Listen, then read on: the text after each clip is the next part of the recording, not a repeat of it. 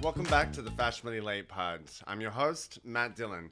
As you already know by now, the concept of the Fashionably Late Pod is the conception of life coming at you sometimes with heavy moments, dark moments, and when you're not ready for it, the universe actually puts something in your way to kind of really move your path towards greatness.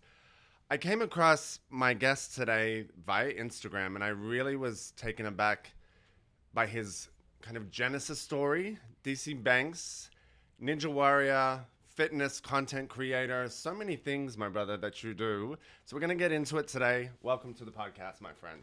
Thanks for having me. Thanks for coming from Tampa. I appreciate you. Yes, sir.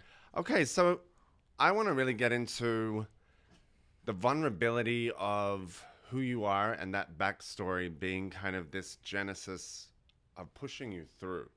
So I want to start with you and your brother in foster care at that young age and kind of just, take us through the feelings, the emotions, the not understanding what's happening here. Let's start there. All right. So at a very young age, me and my brother were given up to the system. I think I was like 6 months old. I don't really remember it, but my brother does. So we had two different families, and then we were placed with a foster guardian that I knew as my mother. Mm-hmm. So I was like 2 years old at this time. Damn. And she was there. She was present. She was a great parent, and she was loving, and everything was good, until she got sick when I was 10. And at that time, it was rough just like watching her decline and everything. She had cancer? She got cancer, yes. The dreaded. Yeah. Yeah. So she had cancer, and just watching her decline all the time. And then when I was 11, I remember I was up in like the neighborhood, and I came back on my bike. I saw a lot of cars at the house, and I knew what had happened. And then that's the first time I just like remember crying.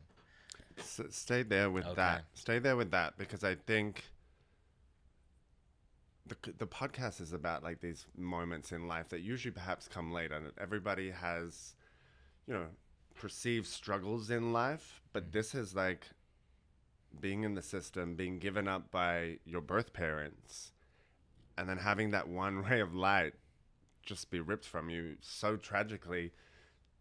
Does that still, like, you can feel it still? I can feel the energy there. So this is going further in the story. Mm-hmm. It's like I get to have that still through my Aunt Tracy. Mm-hmm. So it's like that light came back. That's amazing. That's amazing. So we're going to get to Aunt Tracy because I appreciate that. And I did, one of my core reasons I wanted to have you on, we followed each other. I was looking at your content, but I actually saw the My Story that you have pinned in there. And I think that's the smartest thing that you did, because it connected me to your story. And I was like, wow, that's very deep for somebody so young to have had to go through so many reincarnations almost, and understanding, and maybe not understanding what the hell you're doing. Mm-hmm. And that's part of that tricky balance in life. So the woman you knew as your mother passes away. You go back into the system for, here, there, and everywhere.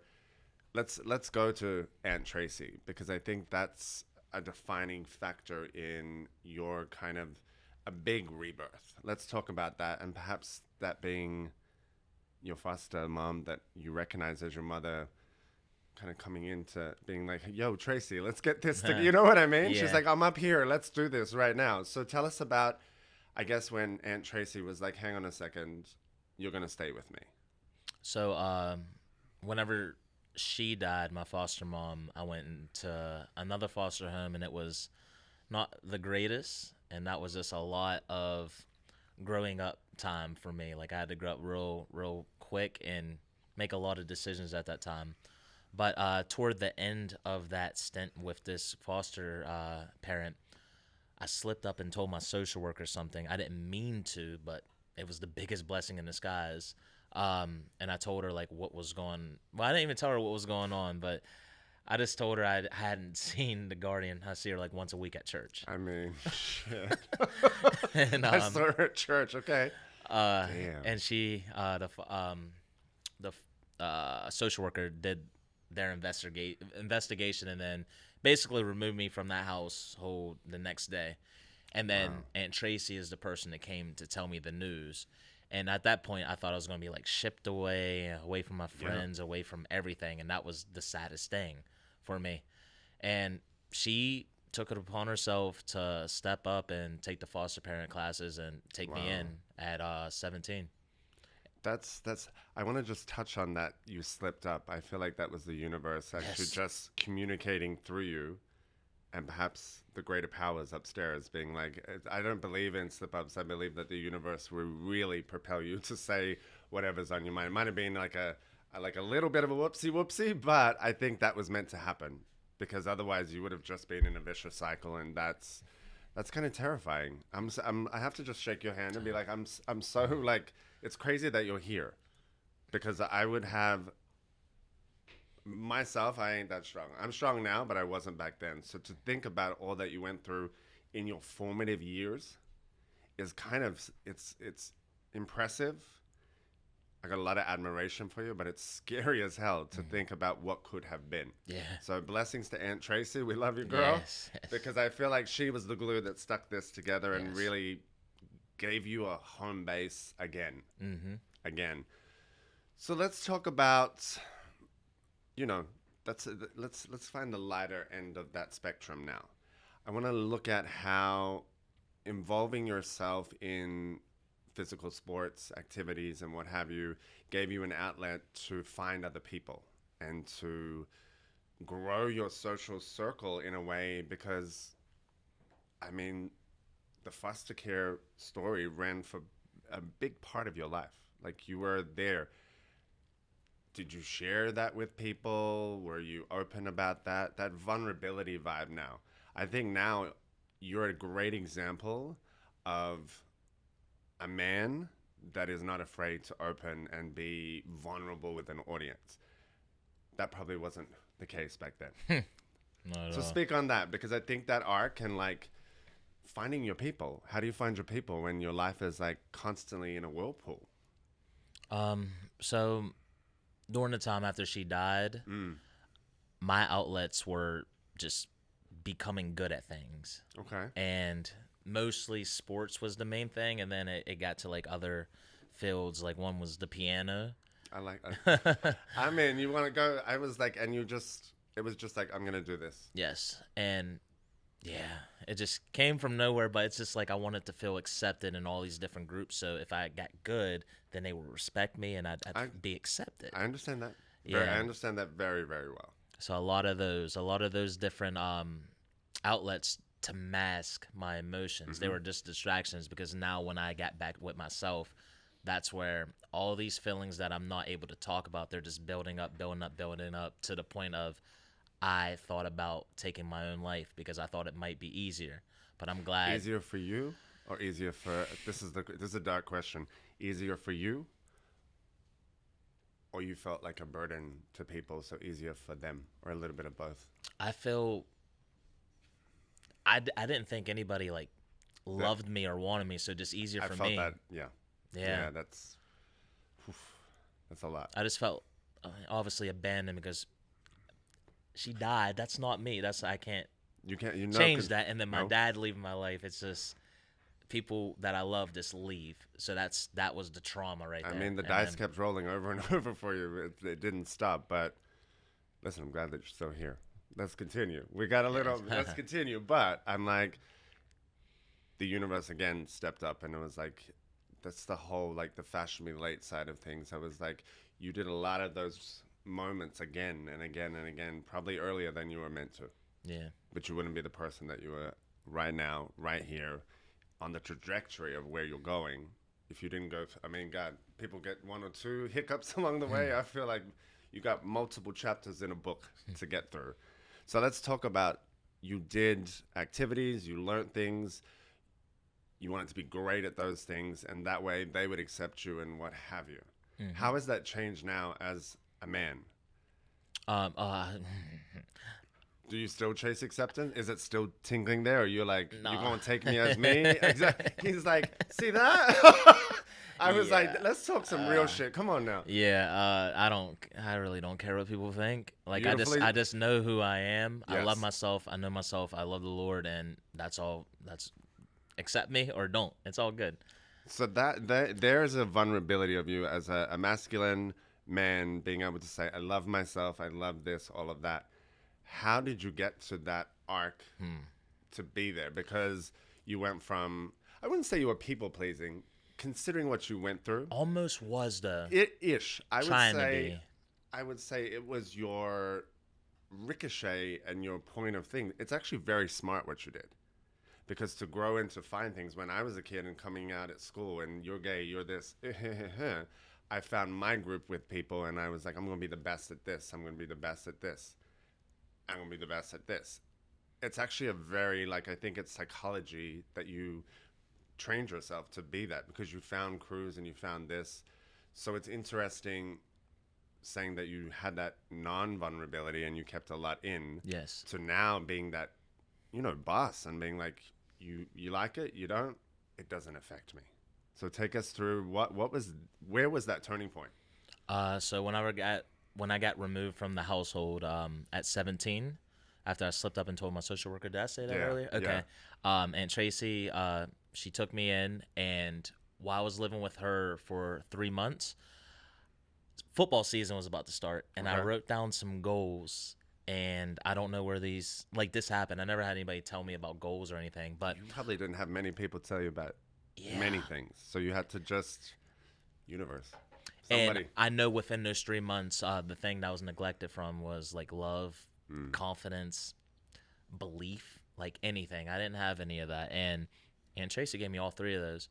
And maybe subconsciously I knew this, and I wrote down some goals, 8 goals, and then I went to her room and showed her. I was like, I'm gonna accomplish all these by the end of the football season. She's like, I know you will, D. I believe in you. And then those words, like I keep hearing it over and over anytime in my life. I'm just like, I know you will. yeah, it's just like a signature, and I'm like, I can do anything. It was just like, I can do anything, and she signed off on it. Trademark that shit immediately, and that's the title of your book. And Tracy gonna get a cut. There it is. I like that. I think it's beautiful. But yeah, continue with that vibe.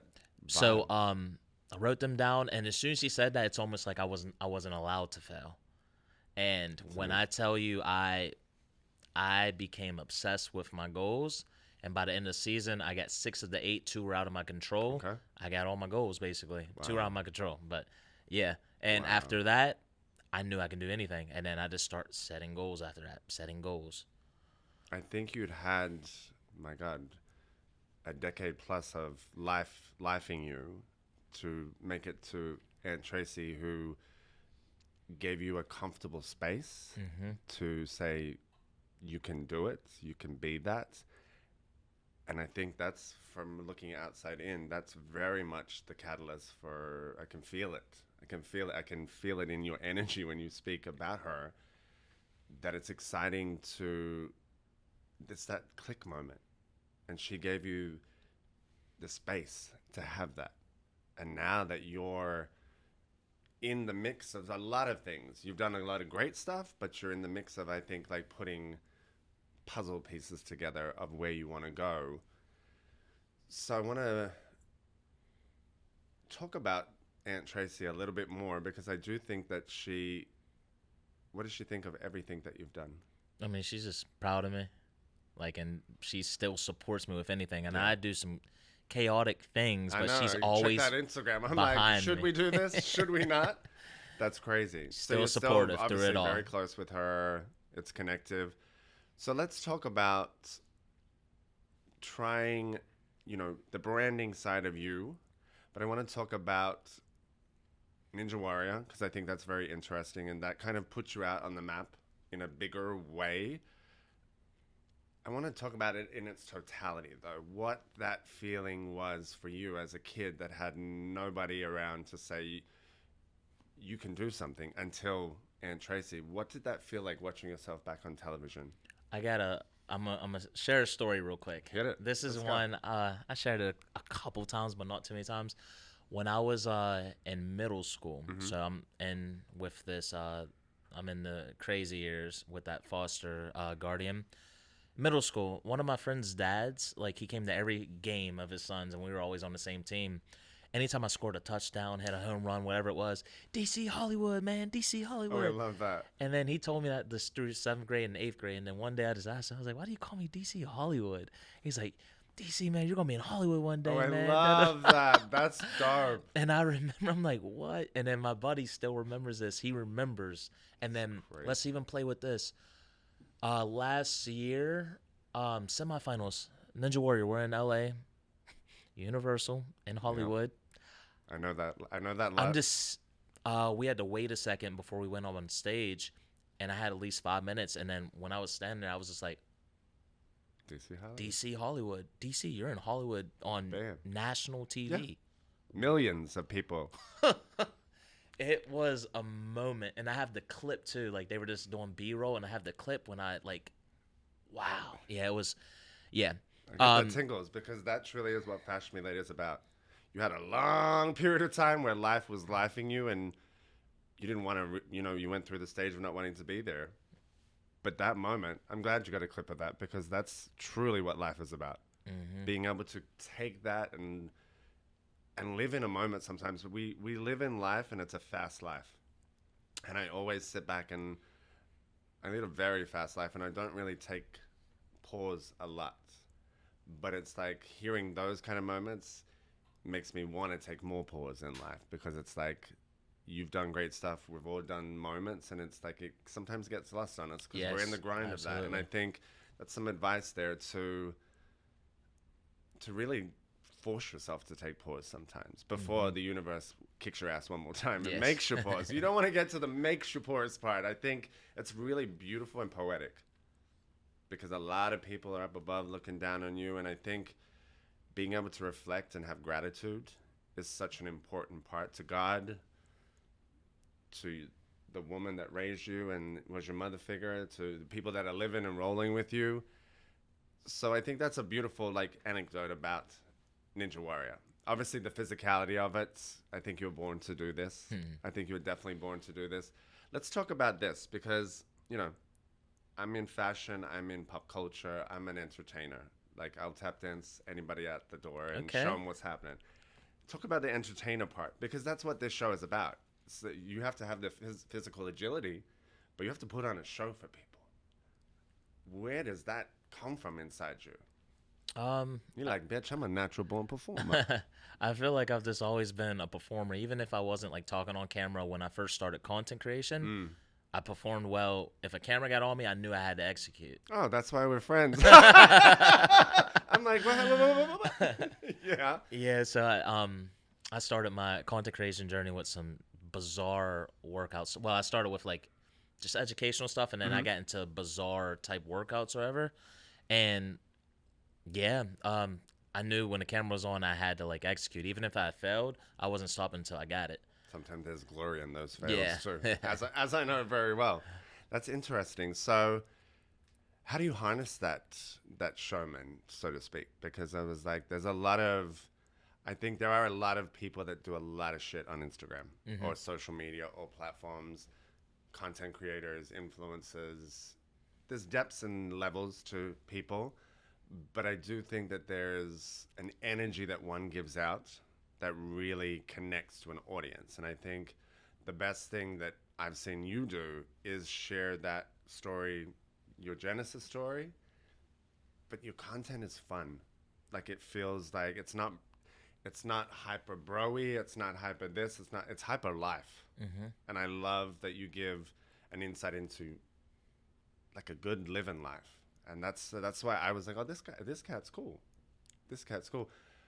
Is there energy or is there a thought process in I want to move the content here, I want to do it. So how much thought goes behind what you put out?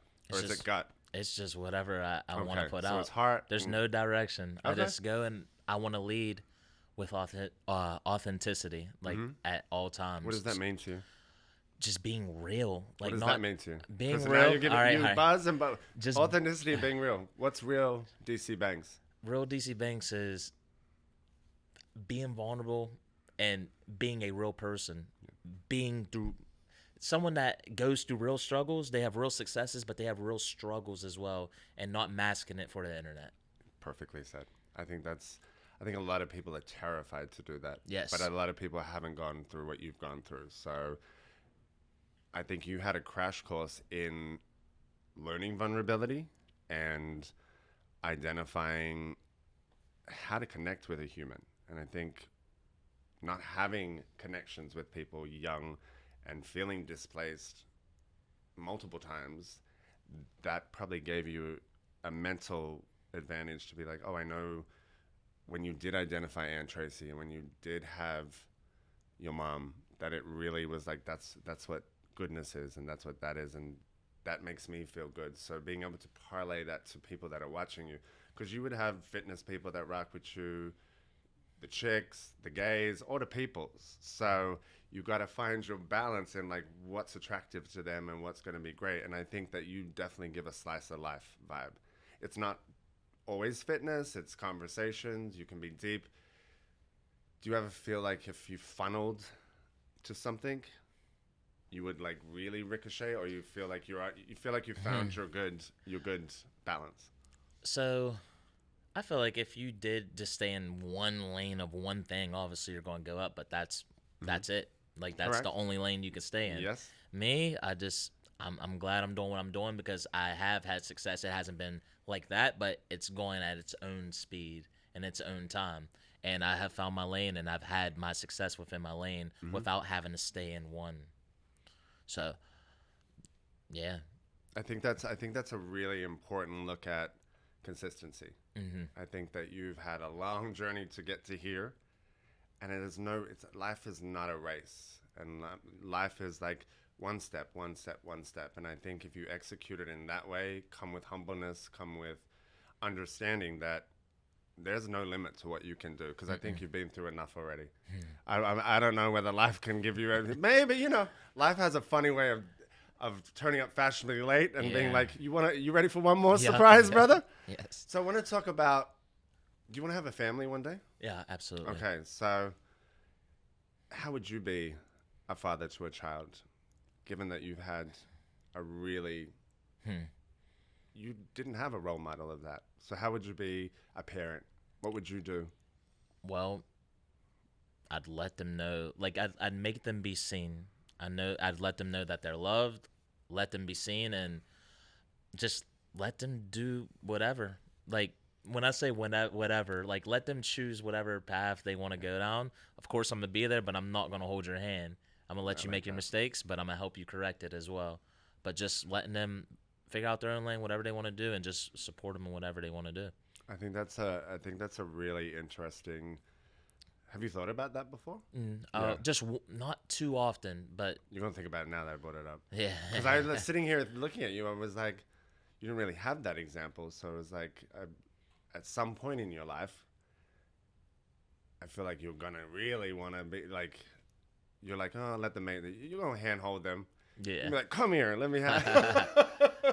I feel like they have to. If you hold someone's hand too long, like Correct. they'll rebel. I feel like that happens, but like It's all I good know until that I it's made a not. lot of mistakes, but that has gotten me to the level I'm at right now. So mistakes need to be made, and you just got to learn. What is the hardest thing about being a content creator and sharing stories and thinking about new ways to reinvent? So the first thing back in the day, I did care what people thought. Like I did. I thought I cared what people thought, and I think that's natural. Yeah. I believe that's, if you like, I think that's natural even like today. It's not a bad thing to think, because I think it pushes you, but there's caring and then there's like letting it be like, oh, I have to change myself to that. You know what I mean? Yeah. Yeah? I can say that. But that was a thing, and then I didn't care. I don't know. It was just like a switch. So even like if I want to backtrack real quick. Yeah. So let's go back to high school.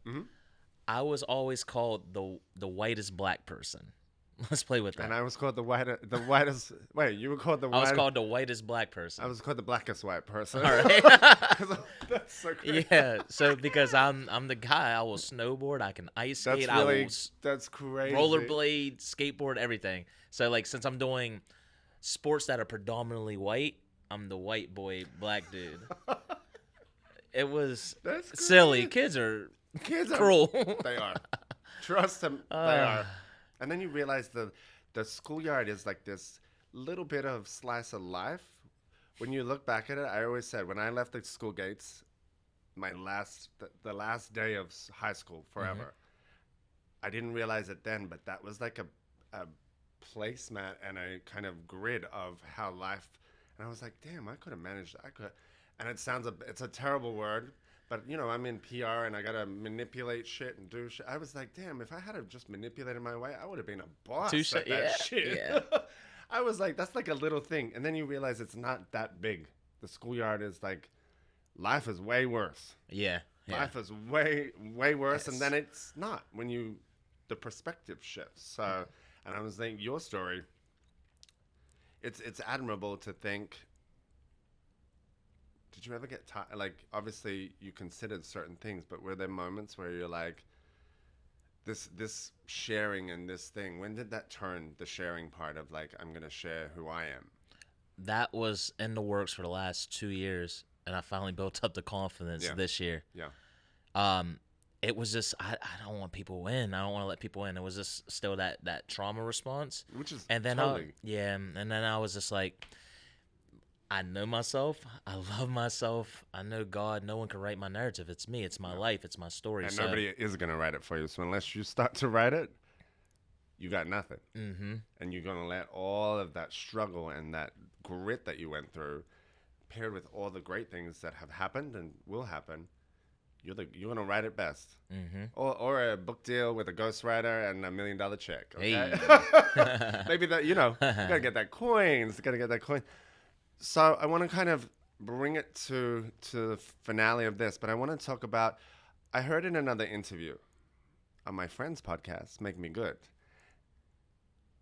that the woman that you recognized as your mom early on, you had a memory of it. And it really touched me, and I shed a tear while I was watching you film another podcast, that you didn't come from Maine's, but she would always put outfits out for you. All right, so I need more on that.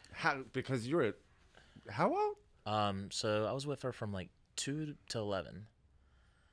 And you remember, that's a very, when I specific. It's very specific, and it touched me. I have so many crazy specific memories from all of that time. Like, this is something I don't think I ever shared it, actually. I was in a courtroom at 4 years old, and the judge and like these people around the table, like they asked me, who do you want to live with, like your foster mom or your dad? And I had to make that decision at 4 years old.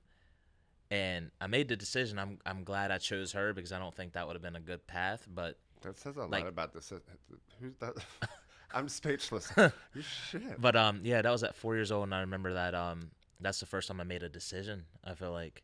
And but even with her, like, there's just a lot of like, I see myself, like, I can see my younger self in my life right now. So like, we always did road trips and stuff, and I was like, why do I love traveling? Why do I want to travel? Because there was a time, like, even in college, like, I'm the guy that, all right, we're off this weekend. Let's go to this university. Let's go to this university. Let's go to this university. And people already knew, all right, where's DC going? I'm coming with him. But, like, I just love traveling and just connecting with, like, just different people, different cultures and all that stuff. But I think that came from her, just all the little road trips. I think so, and, too. Yeah, I feel like maybe even if I want to say, like, love language-wise, but not even how I receive, like, her just having clothes out for me might have been, like, wow, they care about me. I don't know. Maybe that was a part of it. But that is truly like that's a human need, clothes. But it's like the fact that she would lay them out, and it's like it just was a beautiful thing to hear, and I wanted to like open that up a little bit more. It's very, very nurturing I look back at it. Like always having clothes ironed. Like it's the ultimate nurture. Yeah, it's food, it's clothing, it's love, and that's a way of showing love. And I think that was a beautiful thing, and I'm like, you're actually blessed. You've had 2 strong female role models in your life that defined and made you, I think, the man that you are now. Honestly, do you ever wish that is there a male role model that's been in your life, or did you become that male role model? I feel like I've become, because you can be your own role model. Yeah, you can be. Yeah. I think so. I I think think it was so. just me. Badass. I mean, I had friends like I respected like my friends like dads or something like Okay. that, but The guy someone on the football field specifically, saying, "Do you see yeah, Hollywood?" yeah. But yeah, I don't know someone specifically, but I have a lot of respect for a lot of like Okay. males. Like when I was growing up. We love our ladies. Without them, we're nothing. So I think there ain't nothing wrong with that, because some of them are pulling double duty, doing the man's role and the women's. So I think that's really a beautiful thing to look at. So let's just wrap this up and talk about where to next. What's your dream? I heard there's a few little rumblings of some things, books. Let's talk. Let's throw it out on the table. What's on the goals list? So there's a Wrap couple. it out. There's Let's a go. couple things. So like my goal this year was to get on like at least 10 podcasts. And I Okay. feel like I don't know, I sell myself short. I can do more. But anyways, that was the 100%. goal. And then right now this will be number 8. This will Okay. be number 8. Well, I'll hook you up with a couple more in Okay. local area. Hey. But like basically I wanted to do that so I can be comfortable talking and fluently because I want to be on stages and talking to people and sharing stories and just I see you. Yeah. I see. Okay. so okay. yeah, so that I don't know how that's going to come about, but it's going to come about. I don't know how, but it's going to be there. But that's one thing. Yeah, I don't know how is the exciting part. Yeah. Yeah. And then I will be doing a book. I thought, like, in my mind, I was like, I want to hit this next one chapter because I know there's one more. There's a lot more chapters, but there's one I'm so close to. I don't know what it is, but I feel so close, and I'm like, let me get to this chapter, and So then it's like it'll tie the. yes, for this first book. Say, this is a man of my own thought process. Book 1, baby. Only book 1. That's sick. Okay. So that's in the works in my head. I'm just seeing what life has Yes, to go for sir. me. But I won't wait forever either. So if it doesn't come sooner You or don't later, strike I'm me. gonna I make feel it. like you haven't waited. Once you learned that ability to go, you're like, oh, I'm gonna do it. I'm gonna do it. So all right. So books. You want to be on the stages talking. And then Savannah Bananas. I heard all about that. Let me tell you. I'm gonna find the video. I think it was a Carly Rae Jepsen song that I saw one of the guys do on the thing, flipping and doing things. And we'll put the video in here of the chimpanzee that I worked with, Limbani. Because when I heard you say that, I was like, that's very specific. You are made for that. If you look at something in life, and I looked at you and I was like, that's your next chapter for sure. Let me tell you, I'm gonna tag the Savannah Bananas, and I'm gonna tag. I think it was the marketing person was a woman. I can't remember her name. I'm gonna tag the hell out of her. All right. You're made for it. You built the personality through a story of not enough and like understanding that you are enough. And that's, if you look at the boys that are in that, they have very powerful stories. It's not, and I think we need more light in the world. And they provide a lot of light. You can't get a ticket. That's how much light they provide. Good luck. Yeah. Can you make that happen, please, so I can get a ticket finally? This is a sign. You're wearing the yellow suit. Hey, Like, this is baby! the sign. I wish you the best of luck with that. I know that that's going to happen. There's no jinx, there's nothing, because there's no roll of the dice anymore. It's just execute, execute, execute. Where can people find you on Instagram? Can they DM you for gigs and what have you? Let's talk about it. Yeah, so you can find me on every platform at Just Wait on It DC, JUSS. That's OnlyFans. I'm kidding. I thought about it, but not like anything crazy. I was Just feet. like underwear model or something because one of my friends was successful. And I was like, My I could girlfriend do that. does feet, You makes know what I mean? $50K a week. Oh, okay. And I said, your feet are Hey, ugly, hey, child, but hey. that's okay. There's a lot of people that like that kind of shit. Yeah. But Just Wait on DC, JUSS, WAITONIT, DC.